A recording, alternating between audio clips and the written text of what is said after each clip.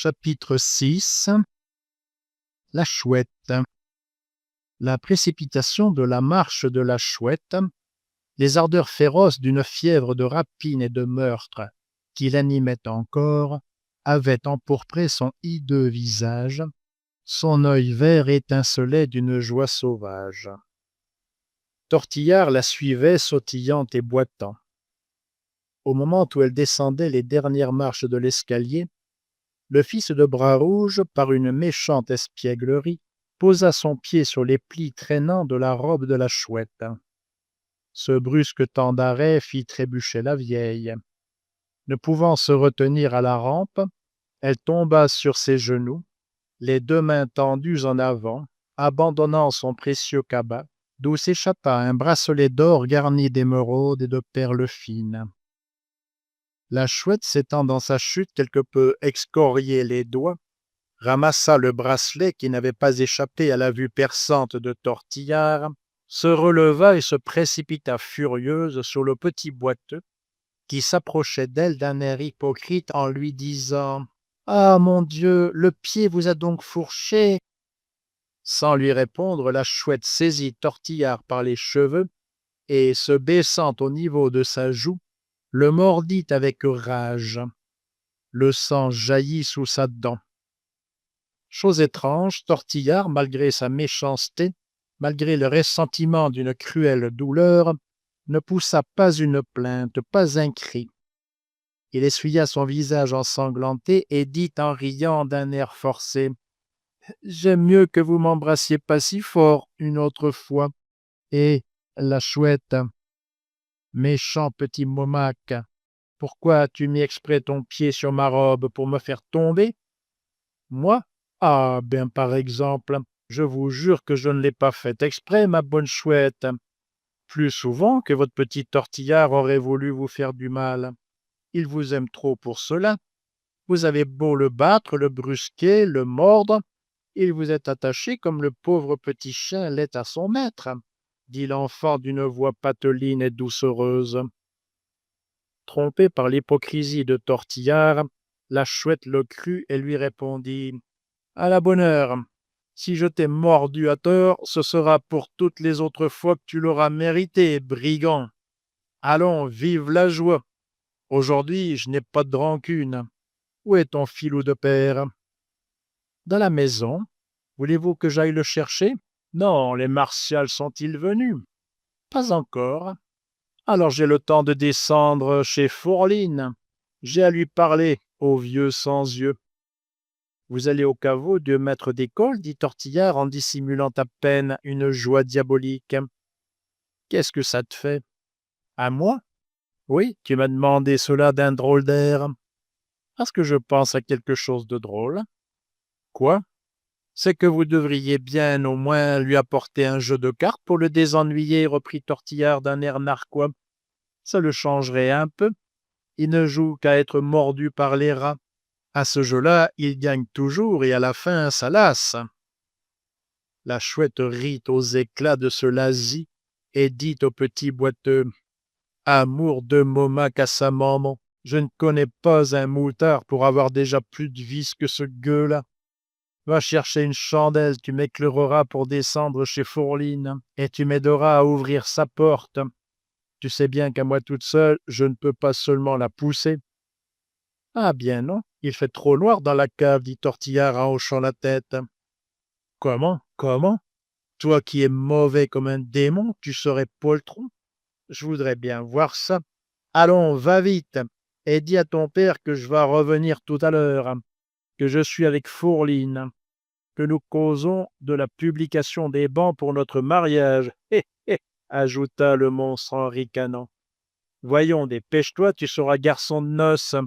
Et si tu es gentil, c'est toi qui prendras ma jarretière. » Tortillard alla chercher une lumière d'un air maussade. En l'attendant, la chouette, tout à l'ivresse du succès de son vol, plongea sa main droite dans son cabas pour y manier les bijoux précieux qu'il renfermait. C'était pour cacher momentanément ce trésor qu'elle voulait descendre dans le caveau du maître d'école, et non pour jouir, selon son habitude, des tourments de sa nouvelle victime. Nous dirons tout à l'heure pourquoi, du consentiment de Bras-Rouge, la Chouette avait relégué le maître d'école dans ce même réduit souterrain où ce brigand avait autrefois précipité Rodolphe. Tortillard, tenant un flambeau, reparut à la porte du cabaret. La Chouette le suivit dans la salle basse, où s'ouvrit la large trappe à deux vantaux que l'on connaît déjà. Le fils de Bras-Rouge, abritant sa lumière dans le creux de sa main, et précédant la vieille, descendit lentement un escalier de pierre conduisant à une pente rapide, au bout de laquelle se trouvait la porte épaisse du caveau qui avait failli devenir le tombeau de Rodolphe. Arrivé au bas de l'escalier, Tortillard parut hésiter à suivre la Chouette. « Eh bien, méchant lambin, avance donc, lui dit-elle en se retournant. Dame, il fait si noir, et puis vous allez si vite, la Chouette. Mais au fait, tenez, j'aime mieux m'en retourner et vous laisser la chandelle. Et la porte du caveau, imbécile, est-ce que je peux l'ouvrir à moi toute seule? Avanceras-tu? Non, j'ai trop peur. Si je vais à toi, prends garde. Puisque vous me menacez, je remonte. Et Tortillard recula de quelques pas. Eh bien, écoute, sois gentil, reprit la Chouette en contenant sa colère. Je te donnerai quelque chose. À la bonne heure, dit Tortillard en se rapprochant. Parlez-moi ainsi, et vous ferez de moi tout ce que vous voudrez, mère la Chouette. Avance, avance, je suis pressé. Oui, mais promettez-moi que vous me laisserez aguicher le maître d'école. Une autre fois. Aujourd'hui, je n'ai pas le temps. Rien qu'un petit peu, laissez-moi seulement le faire écumer. Une autre fois, je te dis qu'il faut que je remonte tout de suite. Pourquoi donc voulez-vous ouvrir la porte de son appartement? Ça ne te regarde pas. Voyons, en finiras-tu? Les Martials sont peut-être déjà en haut, il faut que je leur parle. Sois gentil et tu n'en seras pas fâché, arrive. Il faut que je vous aime bien, allez, la Chouette. Vous me faites faire tout ce que vous voulez, dit Tortillard en s'avançant lentement. La clarté blafarde, vacillante de la chandelle, éclairant vaguement ce sombre couloir, dessinait la noire silhouette du hideux enfant sur les murailles verdâtres, lézardées, ruisselantes d'humidité. Au fond du passage, à travers une demi-obscurité, on voyait le cintre bas, écrasé, de l'entrée du caveau, sa porte épaisse, garnie de bandes de fer, et se détachant dans l'ombre, le tartan rouge et le bonnet blanc de la Chouette. Grâce à ses efforts et à ceux de Tortillard, la porte s'ouvrit en grinçant sur ses gonds rouillés. Une bouffée de vapeur humide s'échappa de cet antre, obscur comme la nuit. La lumière posée à terre jetait quelques lueurs sur les premières marches de l'escalier de pierre, dont les derniers degrés se perdaient complètement dans les ténèbres. Un cri, ou plutôt un rugissement sauvage, sortit des profondeurs du caveau. « Ah, voilà Fourline qui dit bonjour à sa maman, dit ironiquement la Chouette. » Et elle descendit quelques marches pour cacher son cabas dans quelque recoin. « J'ai faim, cria le maître d'école d'une voix frémissante de rage. On veut donc me faire mourir comme une bête enragée. Tu as faim, gros minet, dit la Chouette en éclatant de rire. Eh bien, suce mon pouce. On entendit le bruit d'une chaîne qui se roidissait violemment, puis un soupir de rage muette, contenu. Prends garde, tu vas te faire encore bobo à la jambe, comme à la ferme de Bouqueval, pauvre bon papa, dit Tortillard. Il a raison, cet enfant, tiens-toi donc en repos, Fourline, reprit la vieille. L'anneau et la chaîne sont solides, vieux sans yeux. Ça vient de chez le père Micou qui ne vend que du bon. C'est ta faute aussi. Pourquoi t'es-tu laissé ficeler pendant ton sommeil? On a eu ensuite qu'à te passer l'anneau et la chaîne à la gigue et à te descendre ici, au frais, pour te conserver, vieux coquet. C'est dommage, il va moisir, dit Tortillard. On entendit un nouveau bruit de chaîne. Et Fourline qui sautille comme un hanneton attaché par la patte, dit la vieille. Il me semble le voir. Hanneton, vole, vole, vole, ton mari est le maître d'école, chantonna Tortillard. Cette variante augmenta l'hilarité de la chouette. Ayant placé son cabas dans un trou formé par la dégradation de la muraille de l'escalier, elle dit en se relevant : « Vois-tu, Fourline ? » »« Il ne voit pas, dit Tortillard. »« Il a raison, cet enfant. »« Eh bien, entends-tu, Fourline ? Il ne le fallait pas, en revenant de la ferme, être assez colas pour faire le bon chien, en m'empêchant de dévisager la pégriotte avec mon vitriol. Par là-dessus, tu m'as parlé de ta muette, de ta conscience, qui devenait bégueule. J'ai vu que ta patte de frangueux s'aigrissait, qu'elle tournait à l'honnête, comme qui dirait au moucheur que d'un jour à l'autre tu pourrais manger sur nous, nous dénoncer, vieux sans yeux. Et alors le vieux sans yeux va manger sur toi, la chouette, car il a faim, s'écria Tortillard, en poussant brusquement et de toutes ses forces la vieille par le dos. La chouette tomba en avant en poussant une imprécation terrible. On l'entendit rouler au bas de l'escalier de pierre. « À toi, la chouette, à toi! Saute dessus, vieux !» ajouta Tortillard. Puis, saisissant le cabas sous la pierre où il avait vu la vieille le placer, il gravit précipitamment l'escalier en criant avec un éclat de rire féroce : « Voilà une poussée qui vaut mieux que celle de tout à l'heure, hein, la chouette? Cette fois, tu ne me mordras pas jusqu'au sang. Ah, tu croyais que je n'avais pas de rancune. Merci, je saigne encore. »« Je la tiens.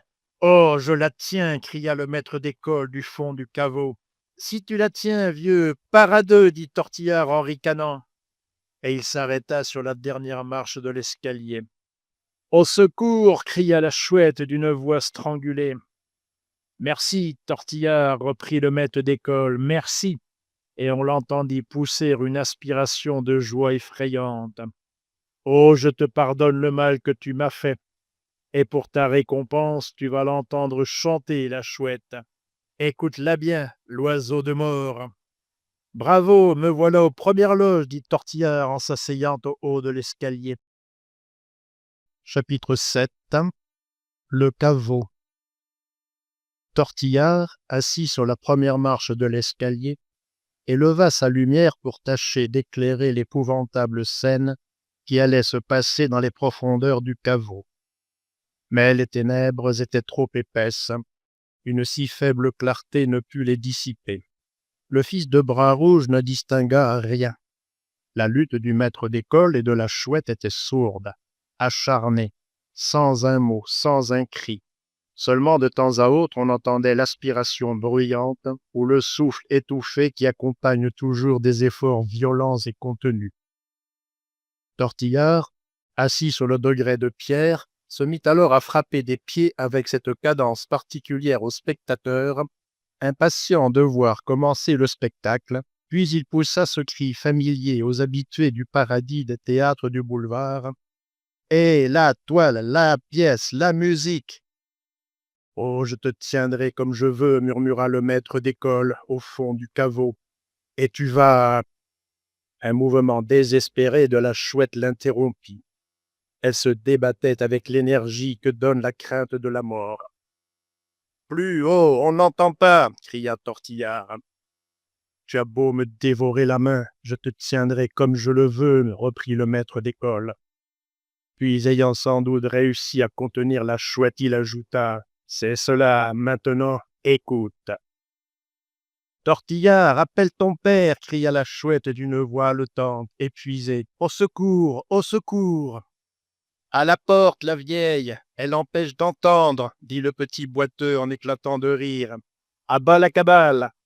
Les cris de la chouette ne pouvaient percer ces 2 étages souterrains. La misérable, voyant qu'elle n'avait aucune aide à attendre du fils de Bras-Rouge, voulut tenter un dernier effort. « Tortillard, va chercher du secours, et je te donne mon cabas.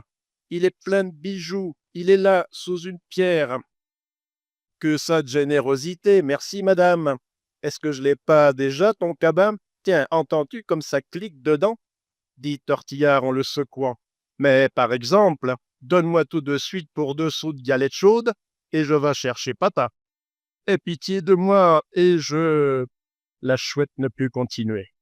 Il se fit un nouveau silence. Le petit boiteux recommença de frapper en mesure sur la pierre de l'escalier où il était accroupi, accompagnant le bruit de ses pieds de ce cri répété « Ça ne commence donc pas? Ohé, la toile!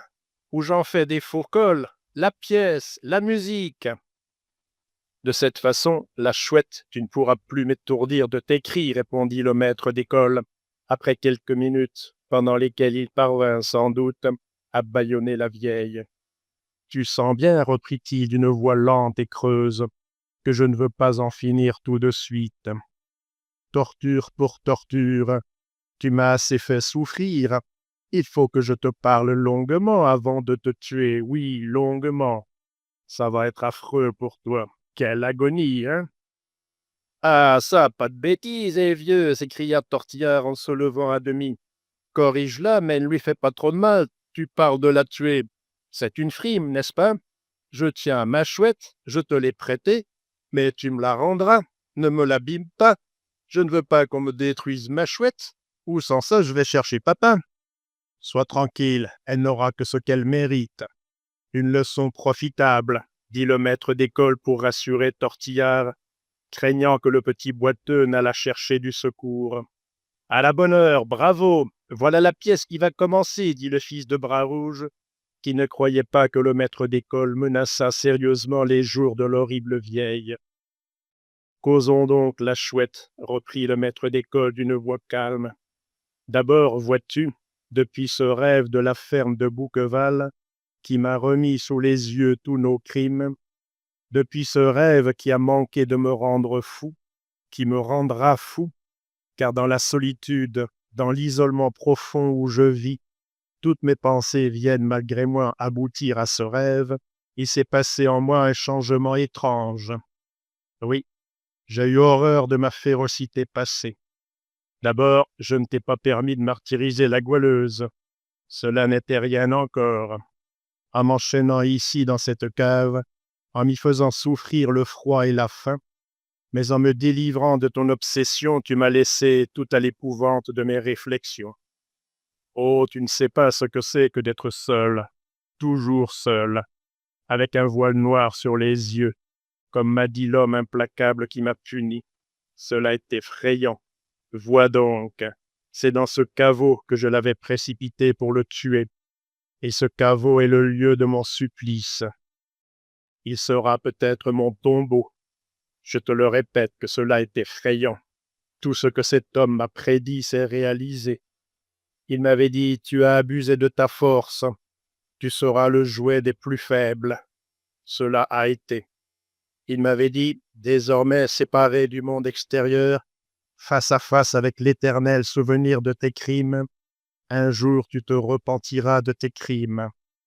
Et ce jour est arrivé. L'isolement m'a purifié. Je ne l'aurais pas cru possible.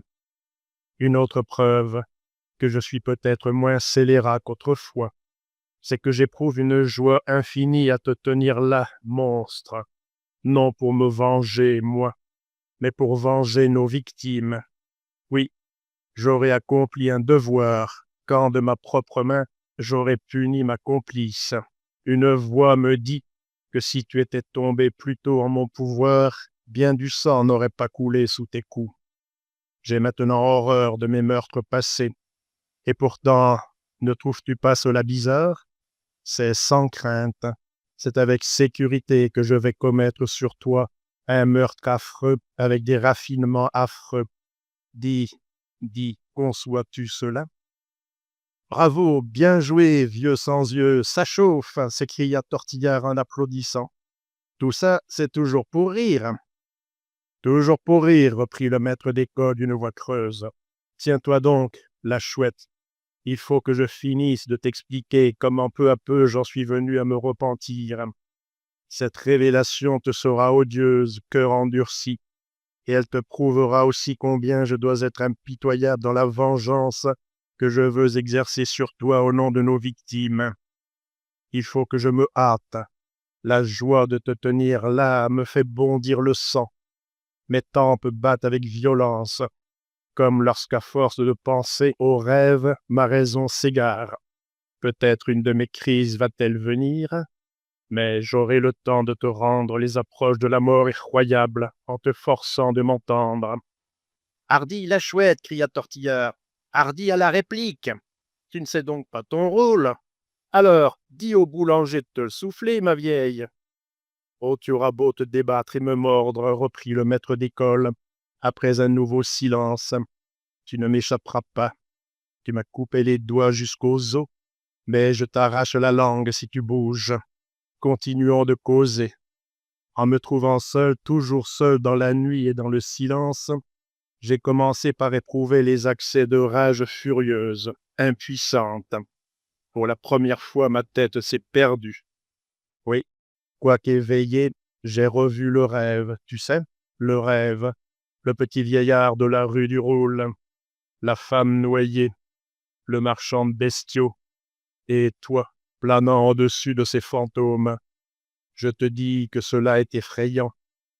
Je suis aveugle, et ma pensée prend une forme, un corps pour me représenter incessamment, d'une manière visible, presque palpable, les traits de mes victimes. Je n'aurais pas fait ce rêve affreux que mon esprit, continuellement absorbé par le souvenir de mes crimes passés, eût été troublé des mêmes visions.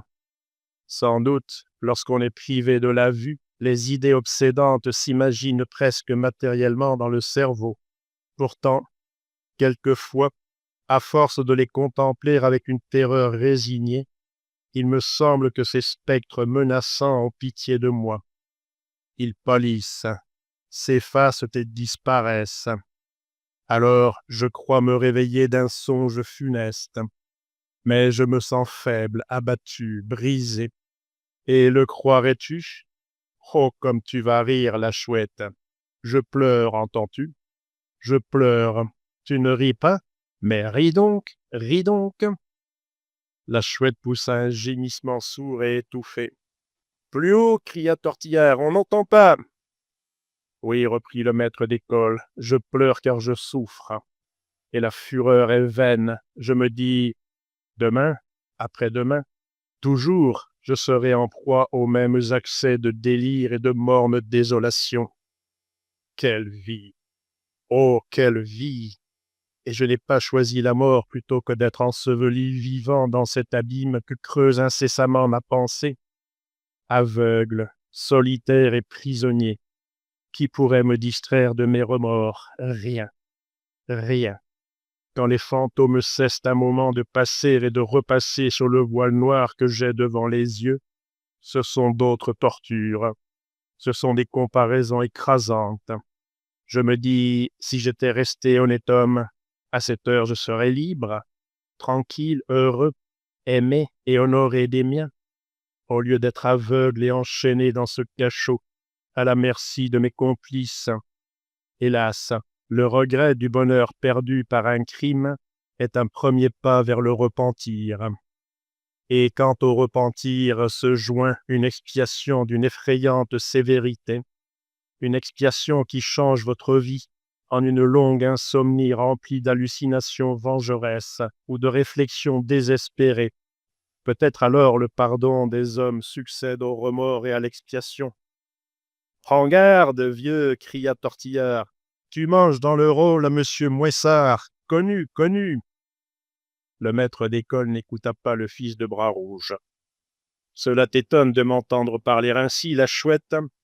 Si j'avais continué de m'étourdir, ou par d'autres sanglants forfaits, ou par l'ivresse farouche de la vie du bagne, jamais ce changement salutaire ne se fût opéré en moi, je le sais bien. Mais seul, mais aveugle, mais bourrelé de remords qui se voient, à quoi songer? À de nouveaux crimes? Comment les commettre? À une évasion? Comment m'évader? Et si je m'évadais, où irais-je? Que ferais-je de ma liberté? Non, il me faut vivre désormais dans une nuit éternelle, entre les angoisses du repentir et l'épouvante des apparitions formidables dont je suis poursuivi. Quelquefois pourtant, un faible rayon d'espoir vient luire au milieu de mes ténèbres. Un moment de calme succède à mes tourments, oui, car quelquefois je parviens à conjurer les spectres qui m'obsèdent, en leur opposant les souvenirs d'un passé honnête et paisible, en remontant par le passé jusqu'aux premiers temps de ma jeunesse, de mon enfance. Heureusement, vois-tu, les plus grands scélérats ont du moins quelques années de paix et d'innocence à opposer à leurs années criminelles et sanglantes. On ne n'est pas méchant. Les plus pervers ont eu la candeur aimable de l'enfance, ont connu les douces joies de cet âge charmant. Aussi, je te le répète, parfois, je ressens une consolation amère en me disant « Je suis à cette heure voué à l'exécration de tous ». Mais il a été un temps où l'on m'aimait, où l'on me protégeait, parce que j'étais inoffensif et bon. Hélas, il faut bien me réfugier dans le passé, quand je le puis. Là seulement je trouve quelque calme. En prononçant ces dernières paroles, l'accent du maître d'école avait perdu de sa rudesse. Cet homme indomptable semblait profondément ému. Il ajouta « Tiens, vois-tu, la salutaire influence de ces pensées est telle que ma fureur s'apaise. Le courage, la force, la volonté me manquent pour te punir. Non, ce n'est pas à moi de verser ton sang. » « Bravo, vieux, vois-tu la chouette que c'était une frime ?» cria Tortillard en applaudissant. « Non, ce n'est pas à moi de verser ton sang, » reprit le maître d'école. « Ce serait un meurtre. Excusable peut-être, mais ce serait toujours un meurtre. Et j'ai assez des trois spectres. Et puis, qui sait, tu te repentiras peut-être aussi un jour, toi. » En parlant ainsi, le maître d'école avait machinalement rendu à la chouette quelque liberté de mouvement. Elle en profita pour saisir le stylet qu'elle avait placé dans son corsage après le meurtre de Sarah et pour porter un violent coup de cette arme au bandit afin de se débarrasser de lui. Il poussa un cri de douleur perçant. Les ardeurs féroces de sa haine, de sa vengeance, de sa rage, ses instincts sanguinaires brusquement réveillés et exaspérés par cette attaque, firent une explosion soudaine, terrible, où s'abîma sa raison, déjà fortement ébranlée par tant de secousses. « Ah, vipère, j'ai senti ta dent !» s'écria-t-il d'une voix tremblante de fureur, en étreignant avec force la chouette qui avait cru lui échapper. « Tu rampais dans le caveau, hein ?» ajouta-t-il de plus en plus égaré. « Mais je te vais écraser, vipère ou chouette. Tu attendais sans doute la venue des fantômes. Oui, car le sang me bat dans les tempes, mes oreilles tintent, la tête me tourne, comme lorsqu'ils doivent venir. Oui, je ne me trompe pas. Oh, les voilà, du fond des ténèbres, ils s'avancent. Ils s'avancent, comme ils sont pâles, et leur sang, comme il coule, rouge et fumant. Cela t'épouvante, tu te débats. Eh bien, sois tranquille, tu ne les verras pas, les fantômes. Non, tu ne les verras pas. J'ai pitié de toi, je vais te rendre aveugle. Tu seras comme moi, sans yeux. » Ici, le maître d'école fit une pause. La chouette jeta un cri si horrible que Tortillard épouvanté bondit sur sa marche de pierre et se leva debout. Les cris effroyables de la chouette parurent mettre le comble au vertige furieux du maître d'école. « Chante, disait-il à voix basse, chante la chouette, chante ton chant de mort. Tu es heureuse, tu ne vois plus les trois fantômes de nos assassinés. Le petit vieillard de la rue du Roule, la femme noyée, le marchand de bestiaux. Moi je les vois, ils approchent, ils me touchent. Oh qu'ils ont froid, ah !» La dernière lueur de l'intelligence de ce misérable s'éteignit dans ce cri d'épouvante, dans ce cri de damné. Dès lors, le maître d'école ne raisonna plus, ne parla plus. Il agit et rugit en bête féroce. Il n'obéit plus qu'à l'instinct sauvage de la destruction pour la destruction. Et il se passa quelque chose d'épouvantable dans les ténèbres du caveau. On entendit un piétinement précipité, interrompu à différents intervalles par un bruit sourd, retentissant, comme celui d'une boîte osseuse qui rebondirait sur une pierre contre laquelle on voudrait la briser. des plaintes aiguës, convulsives, et un éclat de rire infernal accompagnait chacun de ses coups. Puis ce fut un râle d'agonie, puis on n'entendit plus rien. Rien que le piétinement furieux, rien que les coups sourds et rebondissants qui continuèrent toujours. Bientôt, un bruit lointain de pas et de voix arriva jusqu'aux profondeurs du caveau. De vives lueurs brillèrent à l'extrémité du passage souterrain. Tortillard, glacé de terreur par la scène ténébreuse à laquelle il venait d'assister sans la voir, aperçut plusieurs personnes portant des lumières descendre rapidement l'escalier. En un moment, la cave fut envahie par plusieurs agents de sûreté, à la tête desquels était Narcisse Borel. Des gardes municipaux fermaient la marche. Tortillard fut saisi sur les premières marches du caveau, tenant encore à la main le cabas de la Chouette. Narcisse Borel, suivi de quelques-uns des siens, descendit dans le caveau du maître d'école. Tous s'arrêtèrent, frappés d'un hideux spectacle. Enchaîné par la jambe à une pierre énorme placée au milieu du caveau, le maître d'école, horrible, monstrueux, la crinière hérissée, la barbe longue, la bouche écumante, vêtu de haillons ensanglantés, tournait comme une bête fauve autour de son cachot, traînant après lui par les 2 pieds le cadavre de la Chouette, dont la tête était horriblement mutilée, brisée, écrasée. Il fallut une lutte violente pour lui arracher les restes sanglants de sa complice et pour parvenir à le garrotter. Après une vigoureuse résistance, on parvint à le transporter dans la salle basse du cabaret de Bras-Rouge, vaste salle obscure, éclairée par une seule fenêtre. Là se trouvaient les menottes aux mains et gardées à vue, Barbillon, Nicolas Martial, sa mère et sa sœur. Ils venaient d'être arrêtés au moment où ils entraînaient la courtière en diamant pour l'égorger. Celle-ci reprenait ses sens dans une autre chambre.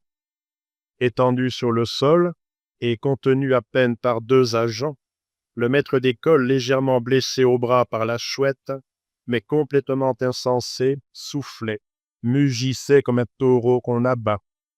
Quelquefois, il se soulevait tout d'une pièce par un soubresaut convulsif. Barbillon, la tête baissée et le teint livide, plombé, les lèvres décolorées, l'œil fixe et farouche, ses longs cheveux noirs et plats retombant sur le col de sa blouse bleue déchirée dans la lutte, Barbillon était assis sur un banc. Ses poignets serrés dans les menottes de fer reposaient sur ses genoux. L'apparence juvénile de ce misérable, il avait à peine 18 ans, la régularité de ses traits imberbes, déjà flétris, dégradés, rendait plus déplorable encore la hideuse empreinte dont la débauche et le crime avaient marqué cette physionomie. Impassible, il ne disait pas un mot. On ne pouvait deviner si cette insensibilité apparente était due à la stupeur ou à une froide énergie. Sa respiration était fréquente. De temps à autre, de ses 2 mains entravées, il essuyait la sueur qui baignait son front pâle. À côté de lui, on voyait Calebasse. Son bonnet avait été arraché, sa chevelure jaunâtre serrée à la nuque par un lacet pendait derrière sa tête en plusieurs mèches rares et effilées, plus courroucées qu'abattues. Ses joues maigres et bilieuses, quelque peu colorées, elle contemplait avec dédain l'accablement de son frère Nicolas, placé sur une chaise en face d'elle. Prévoyant le sort qui l'attendait, ce bandit affaissé sur lui-même, la tête pendante, les genoux tremblants et s'entrechoquant, était éperdu de terreur.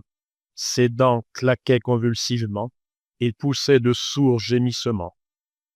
Seule entre tous, la mère Martial, la veuve du supplicié, debout et adossée au mur, n'avait rien perdu de son audace. La tête haute, elle jetait autour d'elle un regard ferme. Ce masque d'airain ne trahissait pas la moindre émotion.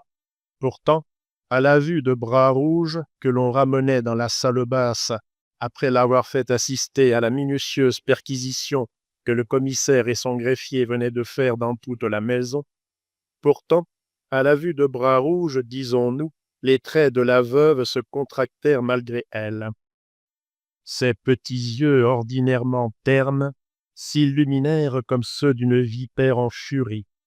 Ses lèvres serrées devinrent blafardes. Elle roidit ses 2 bras garrottés. Puis, comme si elle eût regretté cette muette manifestation de colère et de haine impuissante, elle dompta son émotion et redevint d'un calme glacial. Pendant que le commissaire verbalisait, assisté de son greffier, Narcisse Borel, se frottant les mains, jetait un regard complaisant sur la capture importante qu'il venait de faire et qui délivrait Paris d'une bande de criminels dangereux. Mais, s'avouant de quelle utilité lui avait été Bras-Rouge dans cette expédition, il ne put s'empêcher de lui jeter un regard expressif et reconnaissant. Le père de Tortillard devait partager jusqu'après leur jugement la prison et le sort de ceux qu'il avait dénoncés. Comme eux, il portait des menottes.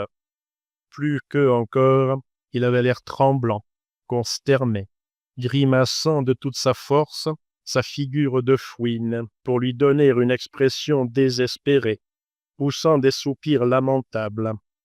Il embrassait Tortillard comme s'il eût cherché quelque consolation dans ses caresses paternelles. Le petit boiteux se montrait peu sensible à ces preuves de tendresse. Il venait d'apprendre qu'il serait, jusqu'à nouvel ordre, transféré dans la prison des jeunes détenus.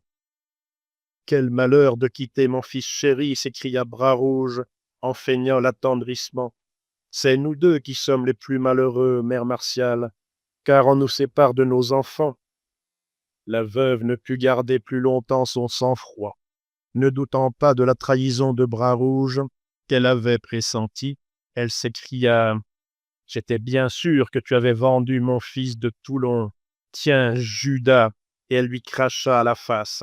« Tu vends nos têtes, soit on verra de belles morts, des morts de vrai Martial. » « Oui, on ne boudera pas devant la carline, » ajouta Calebasse avec une exaltation sauvage. La veuve, montrant Nicolas d'un coup d'œil de mépris écrasant, dit à sa fille « Ce lâche-là nous déshonorera sur l'échafaud. » Quelques moments après, la veuve et Calebasse, accompagnés de 2 agents, montaient en fiacre pour se rendre à Saint-Lazare. Barbillon, Nicolas et Bras-Rouge étaient conduits à la force. On transportait le maître d'école au dépôt de la conciergerie, où se trouvent des cellules destinées à recevoir temporairement les aliénés. Chapitre 8. Présentation. Quelques jours après le meurtre de Madame Séraphin, la mort de la Chouette et l'arrestation de la bande de malfaiteurs surpris chez Bras-Rouge, Rodolphe se rendit à la maison de la rue du Temple. Nous l'avons dit, voulant lutter de ruse avec Jacques Ferrand, découvrir ses crimes cachés, l'obliger à les réparer et le punir d'une manière terrible, dans le cas où, à force d'adresse et d'hypocrisie, ce misérable réussirait à échapper à la vengeance des lois, Rodolphe avait fait venir d'une prison d'Allemagne une créole métisse, femme indigne du nègre David. Arrivée la veille, cette créature aussi belle que pervertie, aussi enchanteresse que dangereuse, avait reçu des instructions détaillées du baron de Graune. On a vu dans le dernier entretien de Rodolphe avec Madame Pipelet que celle-ci ayant très adroitement proposé Cécilie à Madame Séraphin pour remplacer Louise Morel comme servante du notaire, la femme de charge avait parfaitement accompli ses ouvertures et promis d'en parler à Jacques Ferrand, ce qu'elle avait fait dans les termes les plus favorables à Cécilie, le matin même du jour où elle, Madame Séraphin, avait été noyée à l'île du Ravageur. Rodolphe venait donc savoir le résultat de la présentation de Cécilie. À son grand étonnement, en entrant dans la loge, il trouva, quoiqu'il fût 11 heures du matin, M. Pipelet couché et Anastasie debout auprès de son lit, lui offrant un breuvage. Alfred, dont le front et les yeux disparaissaient sous un formidable bonnet de coton, ne répondait pas à Anastasie. Elle en conclut qu'il dormait et ferma les rideaux du lit. En se retournant, elle aperçut Rodolphe. Aussitôt elle se mit, selon son usage, au port d'armes, le revers de sa main gauche collé à sa perruque. « Votre servante, mon roi des locataires, vous me voyez bouleversé, ahuri, exténué. Il y a de fameux tremblements dans la maison, sans compter qu'Alfred est alité depuis hier. » « Et qu'a-t-il donc? Est-ce que ça se demande? Comment? Toujours du même numéro. Le monstre s'acharne de plus en plus avec Alfred, il me l'abrutit, que je ne sais plus qu'en faire. Encore Cabrion? Encore? C'est donc le diable. Je finirai par le croire, monsieur Rodolphe, car ce gredin-là devine toujours les moments où je suis sorti. À peine ai-je les talons tournés que, crac, il est ici sur le dos de mon vieux chéri, qui n'a pas plus de défense qu'un enfant. Hier encore, pendant que j'étais allé chez monsieur Ferrand, le notaire, c'est encore là où il y a du nouveau. Et Cécilie, dit vivement Rodolphe, je venais savoir. Tenez, mon roi des locataires, ne m'embrouillez pas. J'ai tant de choses à vous dire que je m'y perdrai si vous rompez mon fil. Voyons, je vous écoute. D'abord, pour ce qui est de la maison, figurez-vous qu'on est venu arrêter la mère Burette. La prêteuse sur gage du second? Mon Dieu, oui. Il paraît qu'elle en avait de drôles, de métiers, outre celui de prêteuse. Elle était par là-dessus rossoleuse, barricandeuse, fondeuse, voleuse, allumeuse, enjôleuse, brocanteuse, fricoteuse, enfin tout ce qui rime à gueuse. Le pire, c'est que son vieil amoureux, monsieur Bras-Rouge, notre principal locataire, est aussi arrêté. Je vous dis que c'est un vrai tremblement dans la maison, quoi. Aussi arrêté, Bras-Rouge? Oui, dans son cabaret des Champs-Élysées. On a coffré jusqu'à son fils Tortillard, ce méchant petit boiteux. On dit qu'il s'est passé chez lui un tas de massacres, qu'ils étaient là une bande de scélérats, que la Chouette, une des amies de la mère Burette, a été étranglée, et que si on n'était pas venu à temps, ils assassinaient la mère Mathieu, la courtière en pierrerie, qui faisait travailler ce pauvre Morel. En voilà-t-il de ces nouvelles? Bras-Rouge arrêté, la Chouette morte, se dit Rodolphe avec étonnement. L'horrible vieille a mérité son sort. Cette pauvre Fleur de Marie est du moins vengée. Voilà donc pour ce qui est d'ici, sans compter la nouvelle infamie de Cabrion. Je vais tout de suite en finir avec ce brigand-là. Vous allez voir quel front. Quand on a arrêté la mère Burette et que nous avons su que Bras-Rouge, notre principal locataire, était aussi pincé, j'ai dit au vieux chéri, « Faut que tu trottes tout de suite chez le propriétaire, lui apprendre que monsieur Bras-Rouge est coffré. » Alfred part. Au bout de 2 heures, il m'arrive, mais dans un état blanc comme un linge et soufflant comme un bœuf. Quoi donc encore? Vous allez voir, monsieur Rodolphe. Figurez-vous qu'à 10 pas d'ici, il y a un grand mur blanc. Mon vieux chéri, en sortant de la maison, regarde par hasard sur ce mur. Qu'est-ce qu'il y voit écrit au charbon en grosses lettres? Pipelet, Cabrion, les 2 noms joints par un grand trait d'union. C'est ce trait d'union avec ce scélérat-là qui l'estomaque le plus, mon vieux chéri. Bon, ça commence à le renverser. 10 pas plus loin, qu'est-ce qu'il voit sur la grande porte du temple? Encore Pipelet Cabrion, toujours avec un trait d'union. Il va toujours, à chaque pas, monsieur Rodolphe, il voit écrit ces damnés noms sur les murs des maisons, sur les portes, partout, Pipelet Cabrion. Mon vieux chéri commençait à y voir 36 chandelles. Il croyait que tous les passants le regardaient. Il enfonçait son chapeau sur son nez tant il était honteux. Il prend le boulevard, croyant que ce gueux de Cabrion aura borné ses immondices à la rue du Temple. Ah ben oui, tout le long des boulevards, à chaque endroit où il y avait de quoi écrire, toujours Pipelet Cabrion à mort. Enfin, le pauvre cher homme est arrivé si bouleversé chez le propriétaire qu'après avoir bredouillé, pataugé, barboté pendant un quart d'heure au vis-à-vis du propriétaire, celui-ci n'a rien compris du tout à ce qu'Alfred venait lui chanter. Il l'a renvoyé en l'appelant vieil imbécile et lui a dit de m'envoyer pour expliquer la chose. Bon, Alfred sort, s'en revient par un autre chemin pour éviter les noms qu'il avait vus écrits sur les murs. Ah bien oui.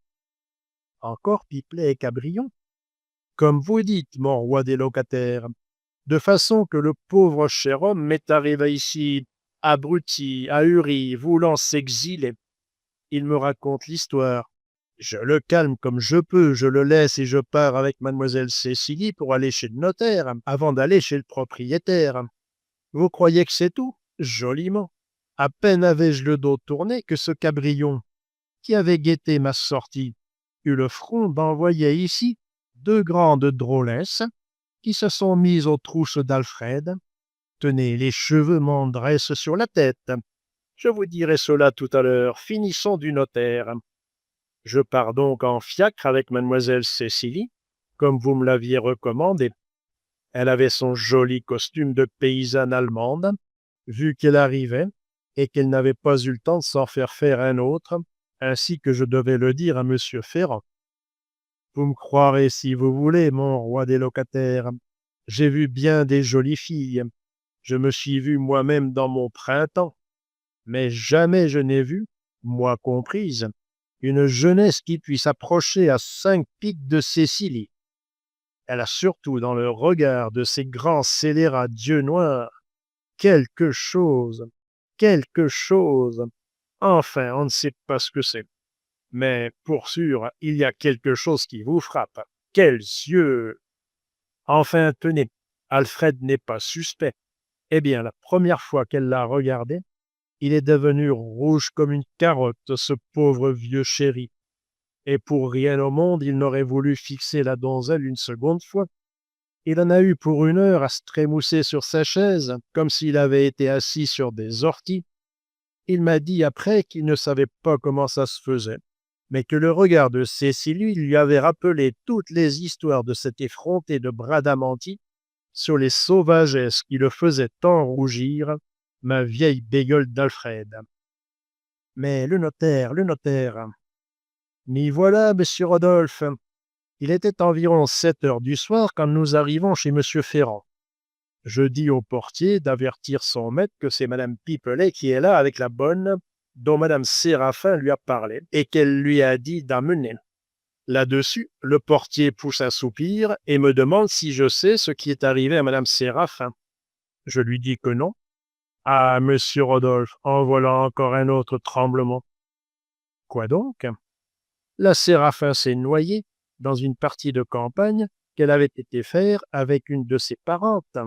Noyé? Une partie de campagne en hiver? Dit Rodolphe surpris. Mon Dieu, oui, monsieur Rodolphe, noyé. Quant à moi, ça m'étonne plus que ça ne m'attriste, car depuis le malheur de cette pauvre Louise, qu'elle avait dénoncée, je la détestais, la Séraphin. Aussi, ma foi, je me dis, elle s'est noyée. Eh bien, elle s'est noyée après tout. Je n'en mourrai pas. Voilà mon caractère. Et monsieur Ferrand? Le portier me dit d'abord qu'il ne croyait pas que je pourrais voir son maître, et me prie d'attendre dans sa loge. Mais au bout d'un moment, il revient me chercher. Nous traversons la cour et nous entrons dans une chambre au rez-de-chaussée. Il n'y avait qu'une mauvaise chandelle pour éclairer. Le notaire était assis au coin d'un feu où fumaillait un reste de tison. Quelle baraque! Je n'avais jamais vu monsieur Ferrand. Dieu de Dieu, est-il vilain! En voilà encore un qui aurait beau m'offrir le trône de l'Arabie pour faire des traits à Alfred. Et le notaire a-t-il paru frappé de la beauté de Cécilie? Est-ce qu'on peut le savoir avec ses lunettes vertes? Un vieux sacristain pareil, ça ne doit pas se connaître en femme. Pourtant, quand nous sommes entrés toutes les deux, il a fait comme un soubresaut sur sa chaise. C'était sans doute l'étonnement de voir le costume alsacien de Cécilie, car elle avait, en 100 milliards de fois mieux, la tournure d'une des marchandes de petits balais, avec ses cotillons courts et ses jolies jambes chaussées de bas bleus à coins rouges. Sapristi, quel mollet! Et la cheville si mince, et le pied si mignon. Finalement, le notaire a eu l'air ahuri en la voyant. C'était sans doute la bizarrerie du costume de Cécilie qui le frappait. Faut croire, mais le moment croustilleux approchait. Heureusement, je me suis rappelé la maxime que vous m'avez dite, monsieur Rodolphe. Ça a été mon salut. Quelle maxime? Vous savez, c'est assez que l'un veuille pour que l'autre ne veuille pas, ou que l'un ne veuille pas pour que l'autre veuille. Alors je me suis dit à moi-même, il faut que je débarrasse mon roi des locataires de son allemande en la colloquant au maître de Louise. Hardi, je vais faire une frime. Et voilà que je dis au notaire sans lui donner le temps de respirer. Pardon, monsieur, si ma nièce vient habillée à la mode de son pays, mais elle arrive. Elle n'a que ces vêtements-là, et je n'ai pas de quoi lui en faire d'autres. D'autant plus que ça ne sera pas la peine, car nous venons seulement pour vous remercier d'avoir dit à madame Séraphin que vous consentiez à voir Cécilie, d'après les bons renseignements que j'avais donnés sur elle. Mais je ne crois pas qu'elle puisse convenir à monsieur. Très bien, madame Pipelet. Pourquoi votre nièce ne me conviendrait-elle pas, dit le notaire, qui s'était remis au coin de son feu et avait l'air de nous regarder par-dessus ses lunettes. Parce que Cécilie commence à avoir le mal du pays, monsieur. Il n'y a pas 3 jours qu'elle est ici, et elle veut déjà s'en retourner, quand elle devrait mendier sur la route en vendant de petits balais comme des payses. Et vous qui êtes sa parente, me dit monsieur Fernand, vous souffririez cela? Dame, monsieur, je suis sa parente, c'est vrai, mais elle est orpheline, elle a 20 ans, et elle est maîtresse de ses actions. Bah, maîtresse de ses actions à cet âge-là, on doit obéir à ses parents, reprit-il brusquement. Là-dessus, voilà Cécilie qui se met à pleurnicher et à trembler en se serrant contre moi. C'était le notaire qui lui faisait peur, bien sûr. Et Jacques Ferrand? Il grommelait toujours en marronnant. Abandonner une fille à cet âge-là, c'est vouloir la perdre. S'en retourner en Allemagne en mendiant, belle ressource. Et vous, sa tante, vous souffrez une telle conduite? Bien que je me dis, tu vas tout seul, Grigou, je te colloquerai Cécilie, ou j'y perdrai mon nom. Je suis sa tante, c'est vrai que je réponds en grognant, et c'est une malheureuse parenté pour moi. J'ai bien assez de charges. J'aimerais autant que ma nièce s'en aille que de l'avoir sur les bras. Que le diable emporte les parents qui vous envoient une grande fille comme ça, sans seulement la franchir. Pour le coup, voilà Cécilie, qui avait l'air d'avoir le mot qui se met à fondre en larmes. Là-dessus, le notaire prend son creux comme un prédicateur et se met à me dire « Vous devez compte à Dieu du dépôt que la Providence a remis entre vos mains. Ce serait un crime que d'exposer cette jeune fille à la perdition. Je consens à vous aider dans une œuvre charitable. Si votre nièce me promet d'être laborieuse, honnête et pieuse, et surtout de ne jamais, mais jamais sortir de chez moi, j'aurai pitié d'elle, et je la prendrai à mon service. » Non, non, j'aime mieux m'en retourner au pays, dit Cécilie en pleurant encore. Sa dangereuse fausseté ne lui a pas fait défaut, pensa Rodolphe. La diabolique créature a, je le vois, parfaitement compris les ordres du baron de Graune. Puis le prince reprit tout haut. Monsieur Ferrand paraissait-il contrarié de la résistance de Cécilie? Oui, monsieur Rodolphe. Il marronnait entre ses dents, et il lui a dit brusquement « Il ne s'agit pas de ce que vous aimeriez mieux, mademoiselle, mais de ce qui est convenable et décent. Le ciel ne vous abandonnera pas si vous menez une bonne conduite et si vous accomplissez vos devoirs religieux. Vous serez ici dans une maison aussi sévère que sainte. Si votre tante vous aime réellement, elle profitera de mon offre. Vous aurez des gages faibles d'abord, mais si par votre sagesse et votre zèle vous méritez mieux, plus tard peut-être je les augmenterai. » Bon, que je m'écris à moi-même, enfoncer le notaire, voilà Cécilie colloquée chez toi, vieux fesse Mathieu, Vieux sans cœur, la Séraphin était à ton service depuis des années, et tu n'as pas seulement l'air de te souvenir qu'elle s'est noyée avant-hier. Et je reprends tout haut. Sans doute, monsieur, la place est avantageuse, mais si cette jeunesse a le mal du pays, ce mal passera, me répond le notaire. Voyons, décidez-vous, est-ce oui ou non? Si vous y consentez, amenez-moi votre nièce demain soir à la même heure, et elle entrera tout de suite à mon service. Mon portier la mettra au fait. Quant au gage, je donne, en commençant, 20 francs par mois, et vous serez nourri. Ah, monsieur, vous mettrez bien 5 francs de plus. Non, plus tard. Si je suis content, nous verrons. Mais je dois vous prévenir que votre nièce ne sortira jamais et que personne ne viendra la voir. Eh mon Dieu, monsieur, qui voulez-vous qui vienne la voir? Elle ne connaît que moi à Paris et j'ai ma porte à garder. Ça m'a assez dérangé d'être obligé de l'accompagner ici. Vous ne me verrez plus. Elle me sera aussi étrangère que si elle n'était jamais venue de son pays. Quant à ce qu'elle ne sorte pas, il y a un moyen bien simple. Laissez-lui le costume de son pays. Elle n'osera pas aller habillée comme cela dans les rues. Vous avez raison, me dit le notaire. C'est d'ailleurs respectable de tenir aux vêtements de son pays. Elle restera donc vêtue en alsacienne. Allons, que je dis à Cécilie, qui, la tête basse, pleurnichait toujours. Il faut te décider, ma fille. Une bonne place dans une honnête maison ne se trouve pas tous les jours. Et d'ailleurs, si tu refuses, arrange-toi comme tu voudras, je ne m'en mêle plus. Là-dessus, Cécilie répond en soupirant, le cœur tout gros, qu'elle consent à rester, mais à condition que si dans une quinzaine de jours le mal du pays la tourmente trop, elle pourra s'en aller. Je ne veux pas vous garder de force, dit le notaire, et je ne suis pas embarrassé de trouver des servantes. Voilà votre denier à Dieu. Votre tante n'aura qu'à vous ramener ici demain soir. Et Cécilie n'avait pas cessé de pleurnicher. J'ai accepté pour elle le denier à Dieu de 40 sous de ce vieux pingre, et nous sommes revenus ici. Très bien, madame Pipelet, je n'oublie pas ma promesse. Voilà ce que je vous ai promis si vous parveniez à me placer cette pauvre fille qui m'embarrassait. Attendez à demain, mon roi des locataires, dit madame Pipelet en refusant l'argent de Rodolphe, car enfin, monsieur Ferrand n'a qu'à se raviser, quand ce soir je vais lui conduire Cécilie.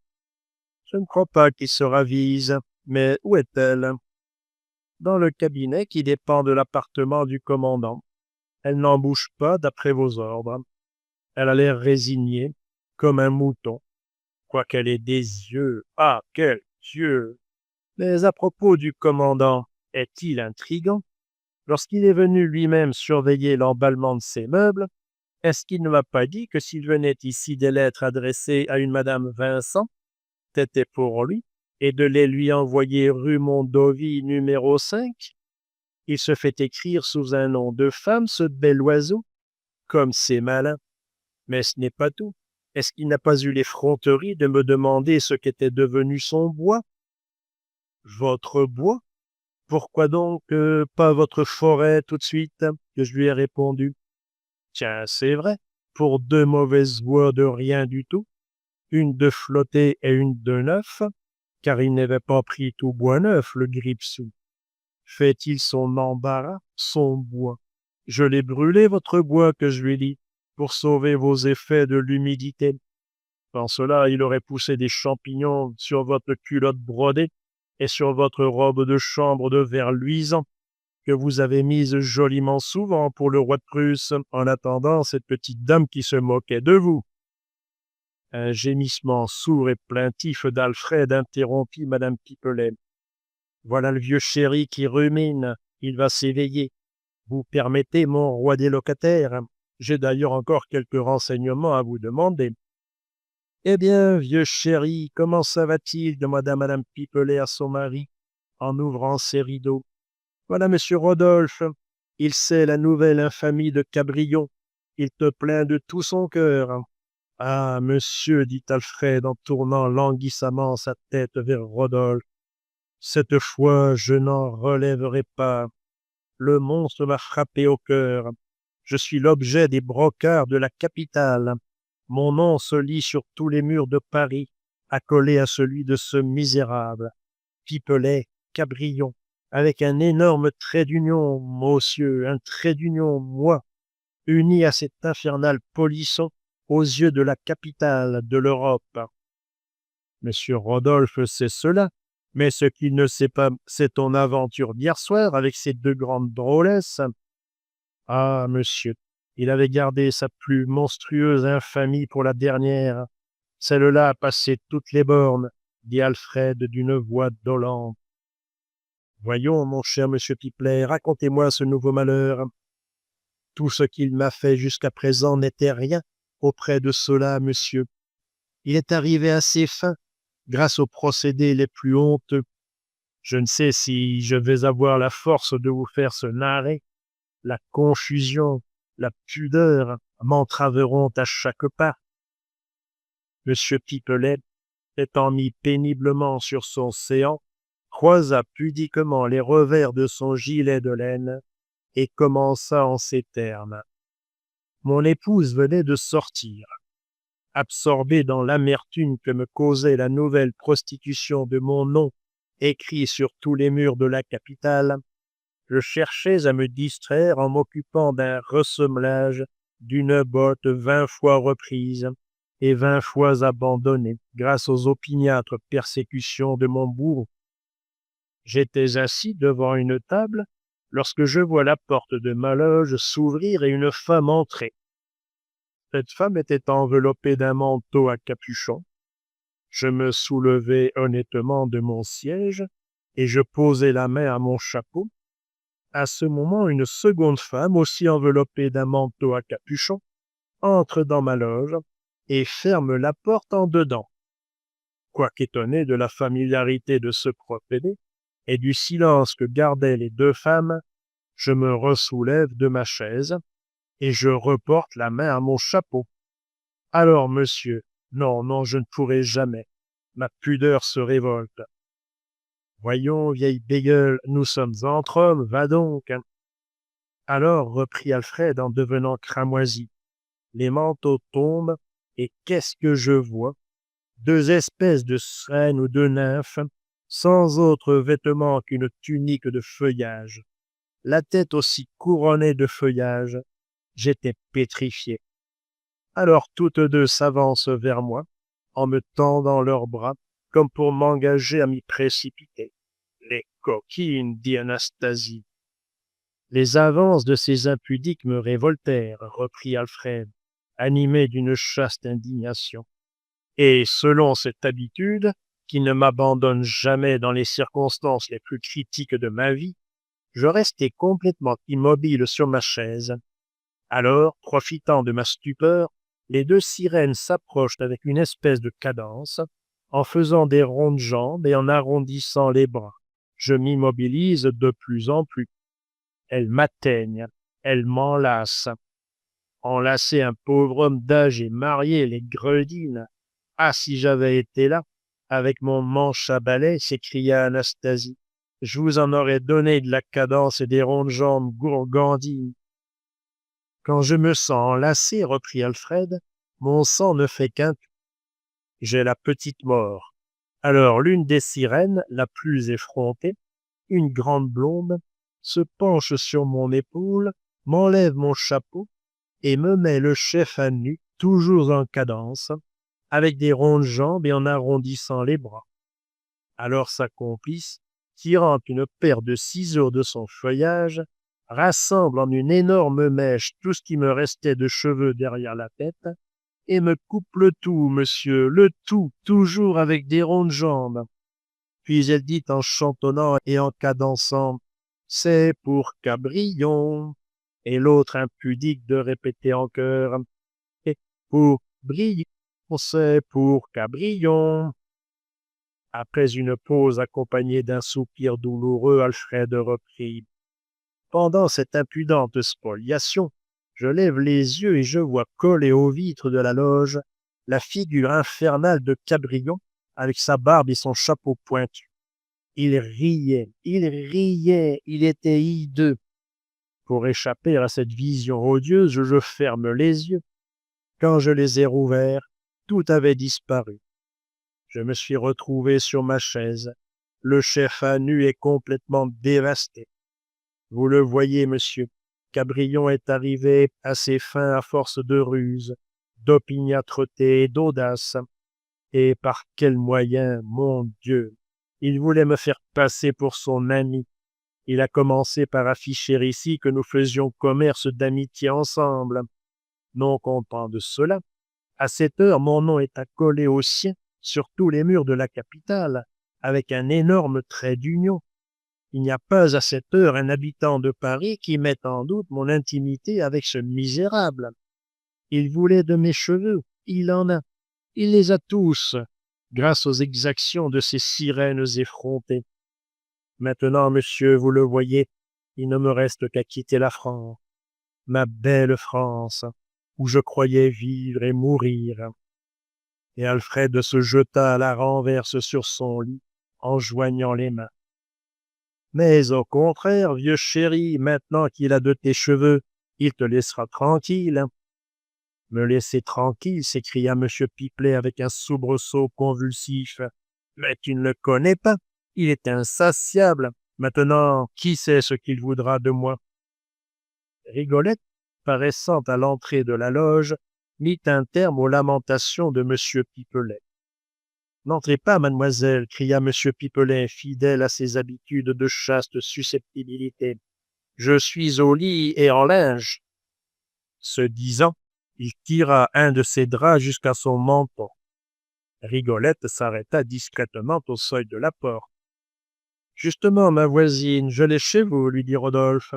Veuillez m'attendre un moment. » Puis, s'adressant à Anastasie, « N'oubliez pas de conduire Cécilie ce soir chez M. Ferrand. Soyez tranquille, mon roi des locataires, à 7 heures, elle y sera installée. Maintenant que la femme morale peut marcher, je la prierai de garder ma loge, car Alfred ne voudrait pas, pour un empire, rester tout seul. » Chapitre 9. Voisins et voisines. Les roses du teint de Rigolette pâlissaient de plus en plus. Sa charmante figure, jusqu'alors si fraîche, si ronde, commençait à s'allonger un peu. Sa piquante physionomie, ordinairement si animée, si vive, était devenue sérieuse et plus triste encore qu'elle ne l'était lors de la dernière entrevue de la grisette et de Fleur de Marie à la porte de la prison de Saint-Lazare. « Combien je suis contente de vous rencontrer, mon voisin, dit Rigolette à Rodolphe, lorsque celui-ci fut sorti de la loge de madame Pipelet. J'ai bien des choses à vous dire, allez. D'abord, ma voisine, comment vous portez-vous? Voyons, cette jolie figure, est-elle toujours rose et gaie? Hélas, non. Je vous trouve pâle. Je suis sûr que vous travaillez trop. Oh non, monsieur Rodolphe, je vous assure que maintenant je suis faite à ce petit surcroît d'ouvrage. Ce qui me change, c'est tout bonnement le chagrin. Mon Dieu, oui, toutes les fois que je vois ce pauvre Germain, je m'attriste de plus en plus. Il est donc toujours bien abattu? Plus que jamais, monsieur Rodolphe. Et ce qui est désolant, c'est que tout ce que je fais pour le consoler tourne contre moi. C'est comme un sort. Et une larme vint voiler les grands yeux noirs de Rigolette. Expliquez-moi cela, ma voisine. Hier, par exemple, je vais le voir et lui porter un livre qu'il m'avait prié de lui procurer, parce que c'était un roman que nous lisions dans notre bon temps de voisinage. À la vue de ce livre, il fond en larmes. Cela ne m'étonne pas, c'était bien naturel, dame. Se souvenir de nos soirées si tranquilles, si gentilles au coin de mon poêle, dans ma jolie petite chambre, comparer cela à son affreuse vie de prison. Pauvre Germain, c'est bien cruel. Rassurez-vous, dit Rodolphe à la jeune fille. Lorsque Germain sera hors de prison et que son innocence sera reconnue, il retrouvera sa mère, des amis, et il oubliera bien vite auprès d'eux et de vous ces durs moments d'épreuve. Oui, mais jusque-là, monsieur Rodolphe, il va encore se tourmenter davantage.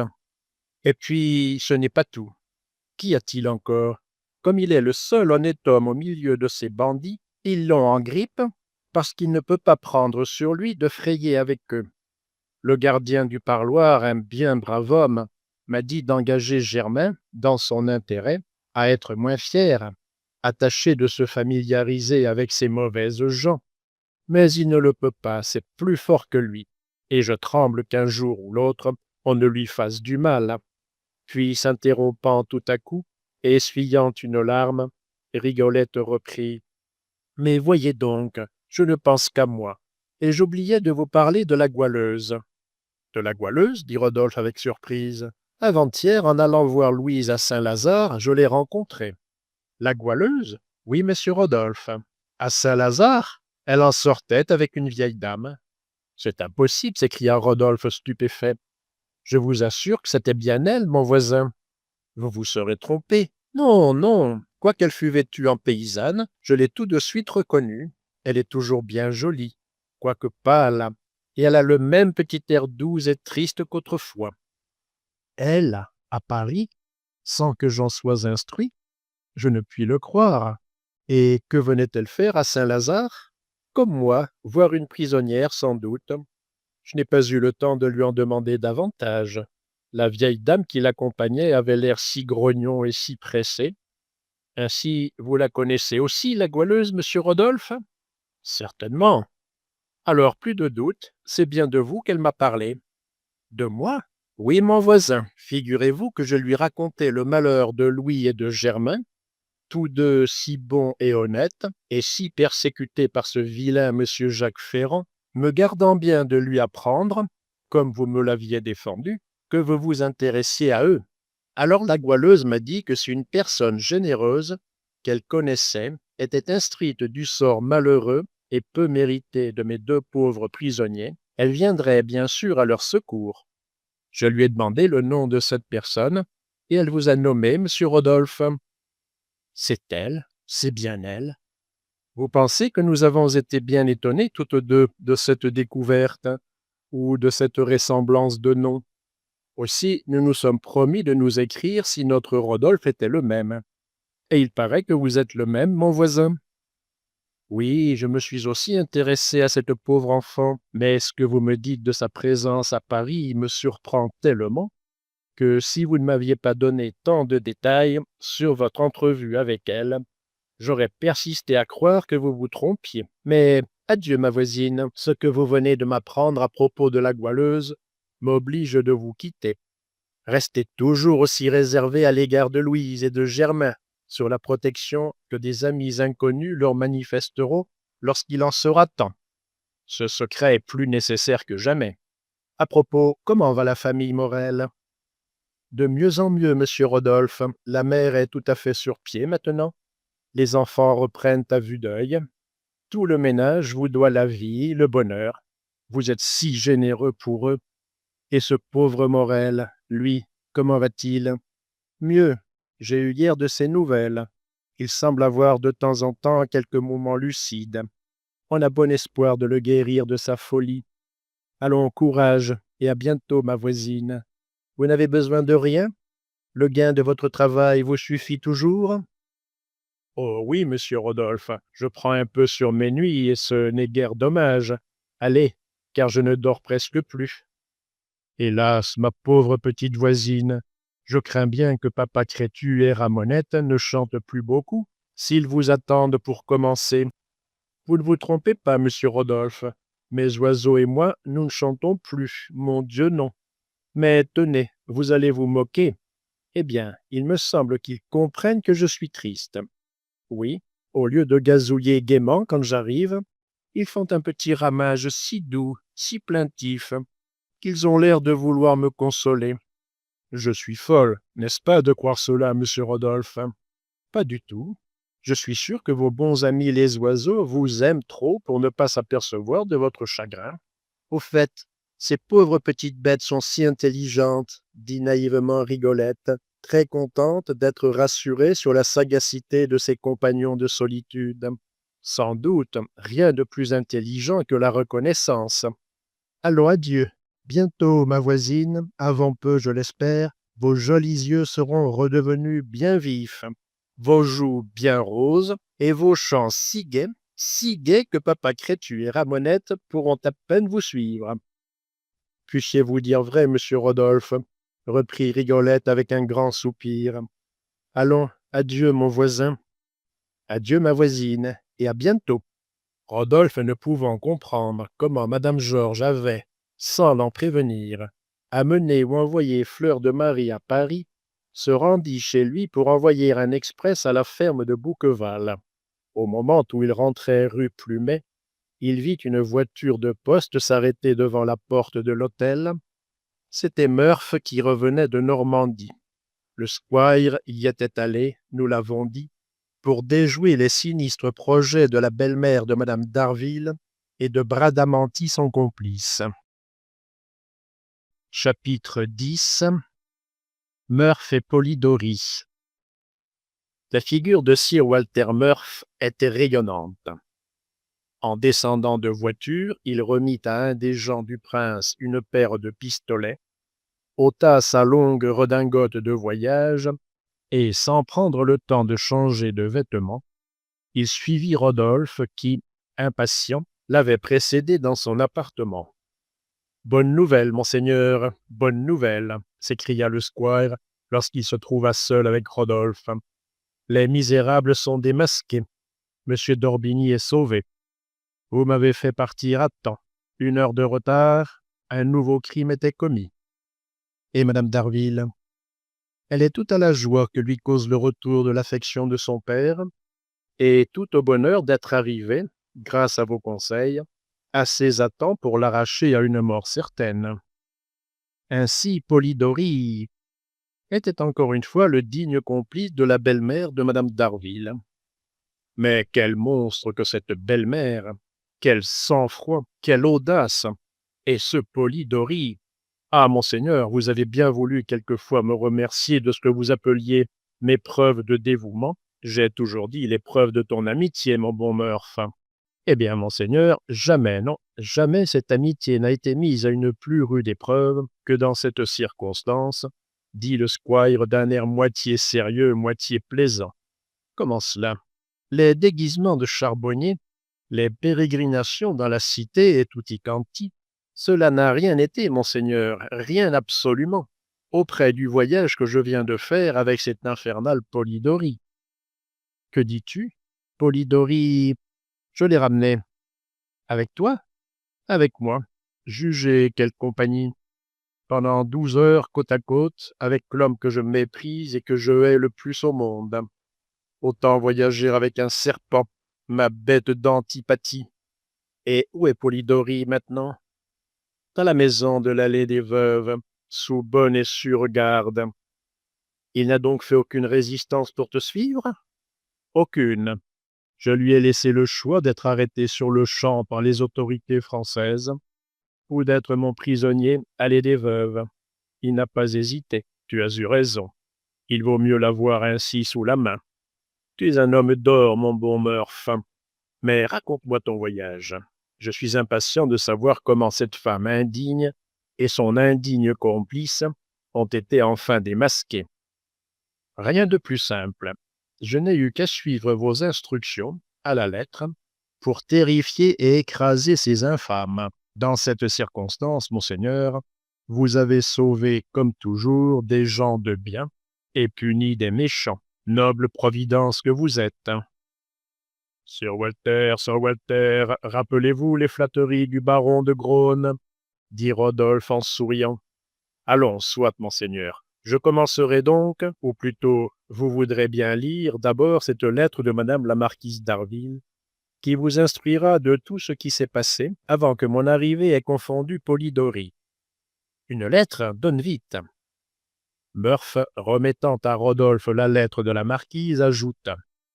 Ainsi que cela était convenu, au lieu d'accompagner madame d'Harville chez son père, j'étais descendu à une auberge servant de tournebride à 2 pas du château, où je devais attendre que madame la marquise me fît demander. Rodolphe lut ce qui suit avec une tendre et impatiente sollicitude. Monseigneur, après tout ce que je vous dois déjà, je vous devrai la vie de mon père. Je laisse parler les faits.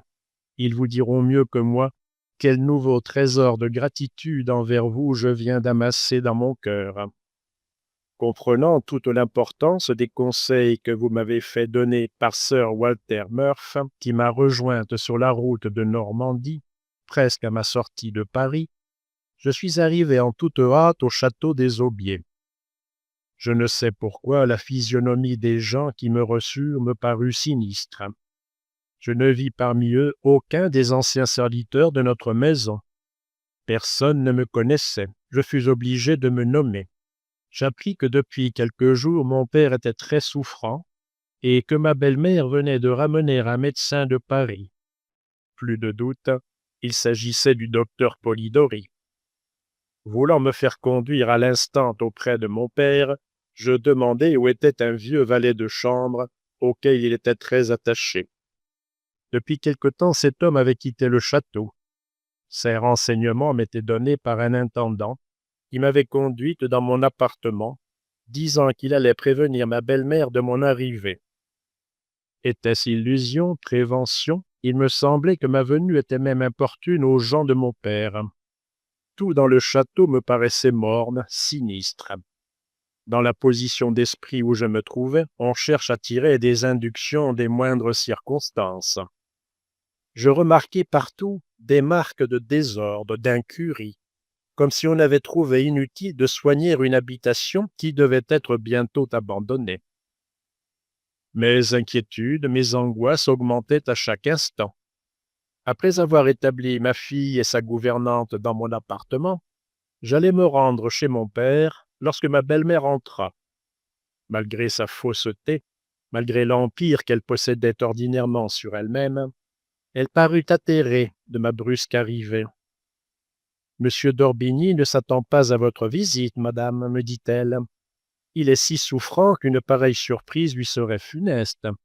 Je crois donc convenable de lui laisser ignorer votre présence.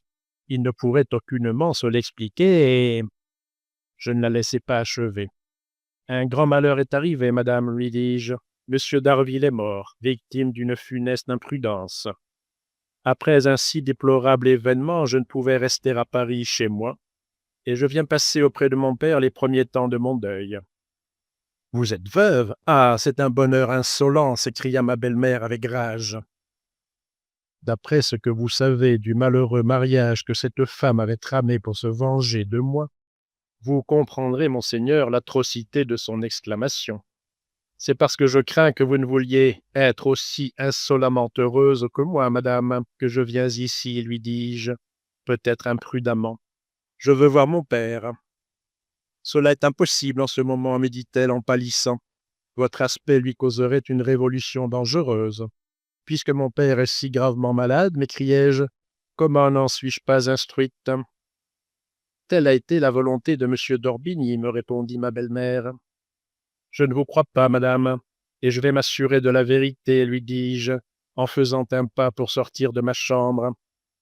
Je vous répète que votre vue inattendue peut faire un mal horrible à votre père, s'écria-t-elle, en se plaçant devant moi pour me barrer le passage. Je ne souffrirai pas que vous entriez chez lui sans que je l'aie prévenu de votre retour, avec les ménagements que réclame sa position. J'étais dans une cruelle perplexité, monseigneur. Une brusque surprise pouvait en effet porter un coup dangereux à mon père. Mais cette femme ordinairement si froide, si maîtresse d'elle-même, me semblait tellement épouvantée de ma présence, j'avais tant de raisons de douter de la sincérité de sa sollicitude pour la santé de celui qu'elle avait épousé par cupidité. Enfin, la présence du docteur Polidori, le meurtrier de ma mère, me causait une terreur si grande que, croyant la vie de mon père menacée, je n'hésitai pas entre l'espoir de le sauver et la crainte de lui causer une émotion fâcheuse. « Je verrai mon père à l'instant, » dis-je à ma belle-mère. Et quoique celle-ci m'eût saisi par le bras, je passai outre.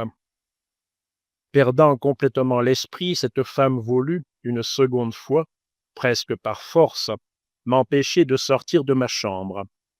Cette incroyable résistance redoubla ma frayeur. Je me dégageai de ses mains. Connaissant l'appartement de mon père, j'y courus rapidement. J'entrai. Oh, monseigneur, de ma vie je n'oublierai cette scène et le tableau qui s'offrit à ma vue. Mon père, presque méconnaissable, pâle, amaigri, la souffrance peinte sur tous les traits, la tête renversée sur un oreiller, était étendu dans un grand fauteuil.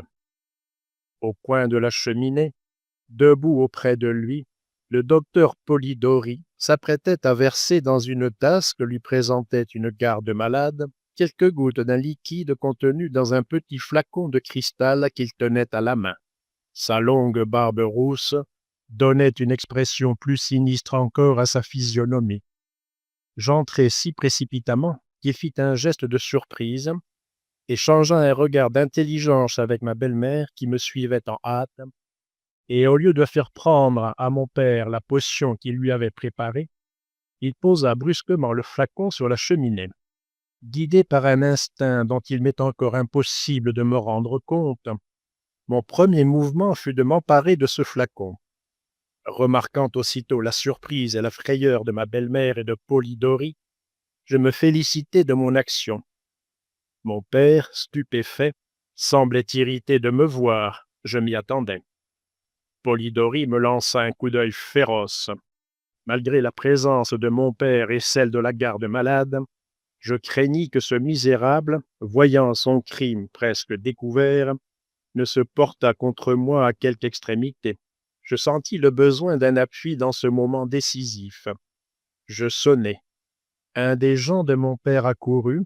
Je le priai de dire à mon valet de chambre, il était prévenu, d'aller chercher quelques objets que j'avais laissés au tournebride. Sir Walter Murph savait que, pour ne pas éveiller les soupçons de ma belle-mère dans le cas où je serais obligé de donner mes ordres devant elle, j'emploierais ce moyen pour le mander auprès de moi. La surprise de mon père, de ma belle-mère, était telle que le domestique sortit avant qu'ils eussent pu dire un mot. Je fus rassuré. Au bout de quelques instants, Sir Walter Murph serait auprès de moi. « Qu'est-ce que cela signifie » me dit enfin mon père d'une voix faible, mais impérieuse et courroucée. « Vous ici, Clémence, sans que je vous y ai appelé ? Puis à peine arrivé, vous vous emparez du flacon qui contient la potion que le docteur allait me donner.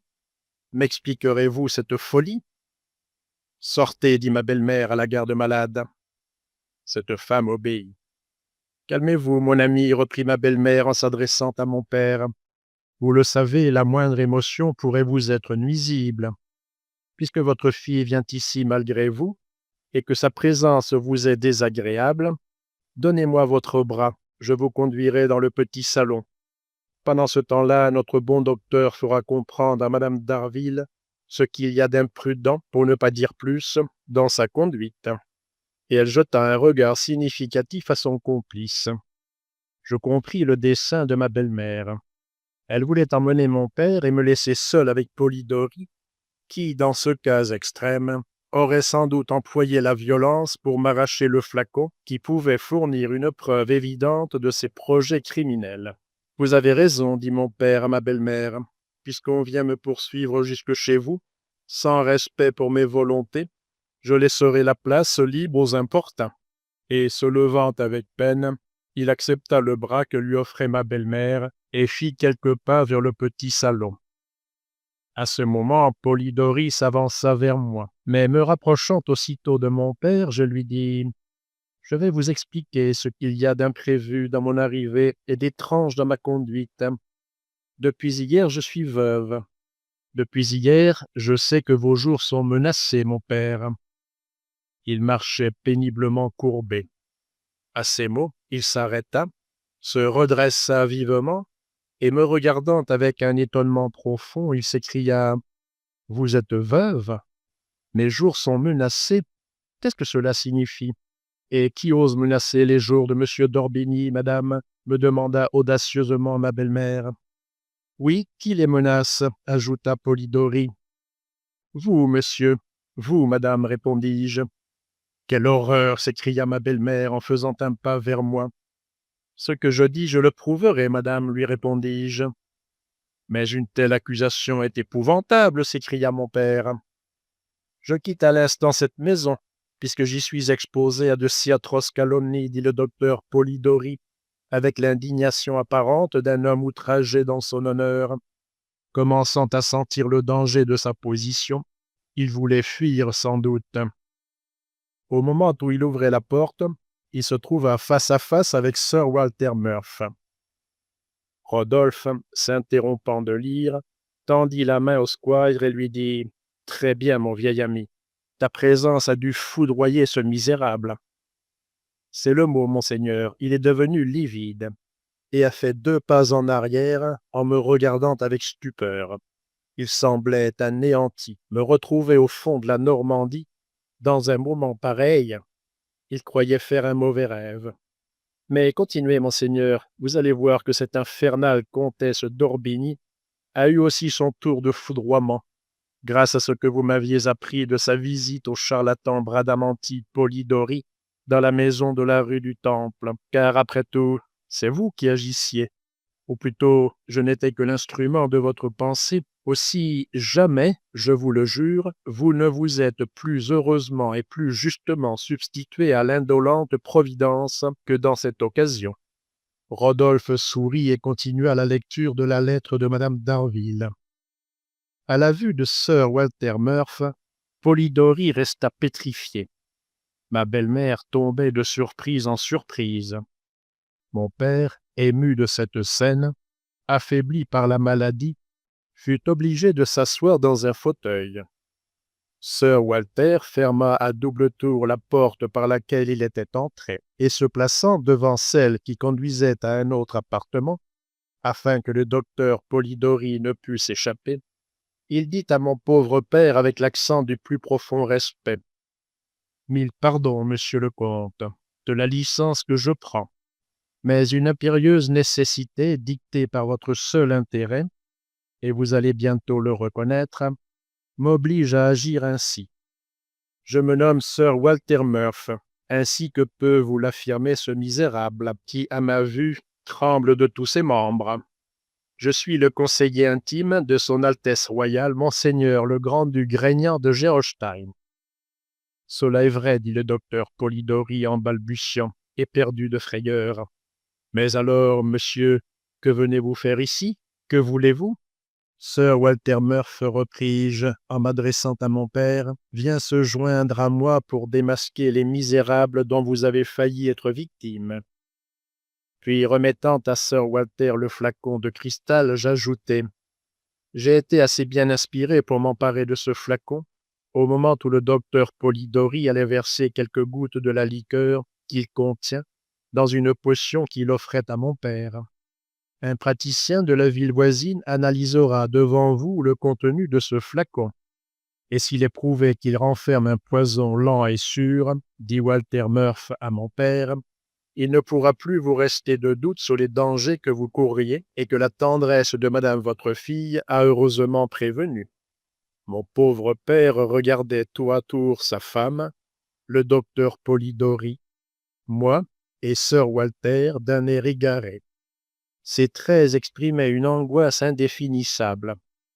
Je lisais sur son visage navré la lutte violente qui déchirait son cœur.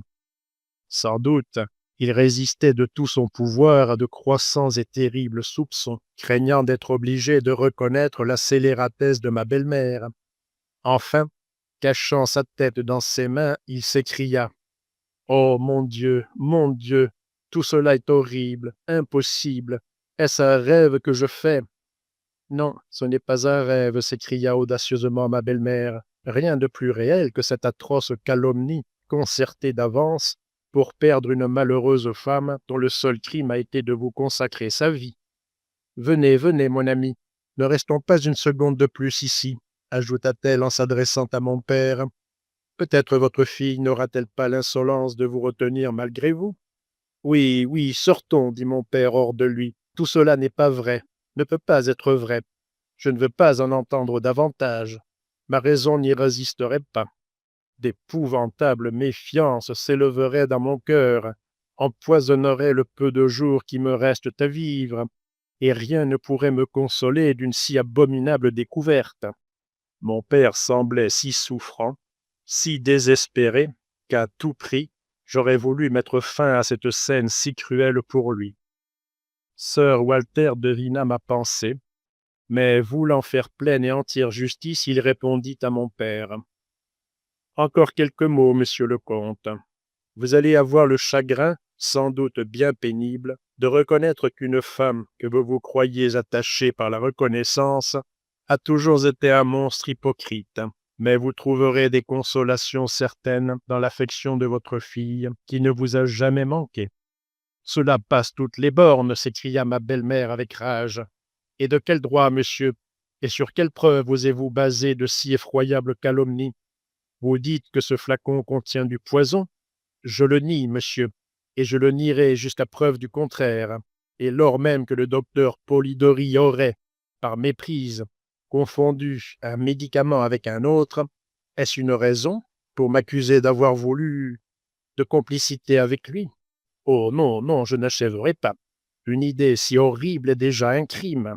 Encore une fois, monsieur, je vous défie de dire sur quelle preuve, vous et madame, osez appuyer cette affreuse calomnie, dit ma belle-mère avec une audace incroyable. Oui, sur quelle preuve, s'écria mon malheureux père. Il faut que la torture que l'on m'impose ait un terme. Je ne suis pas venu ici sans preuve, monsieur le comte, dit Sir Walter. Et ces preuves, les réponses de ce misérable vous les fourniront tout à l'heure.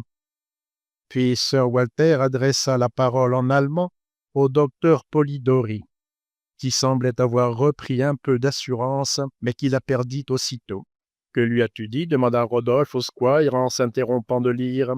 « Quelques mots significatifs, monseigneur. À peu près ceci. Tu as échappé par la fuite à la condamnation dont tu avais été frappé par la justice du Grand-Duché.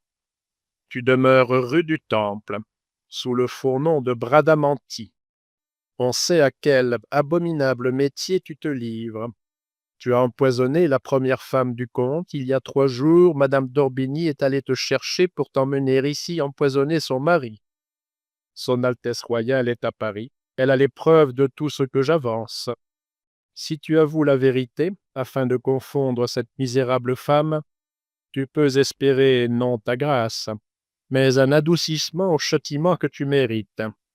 Tu me suivras à Paris, où je te déposerai en lieu sûr, jusqu'à ce que son Altesse ait décidé de toi.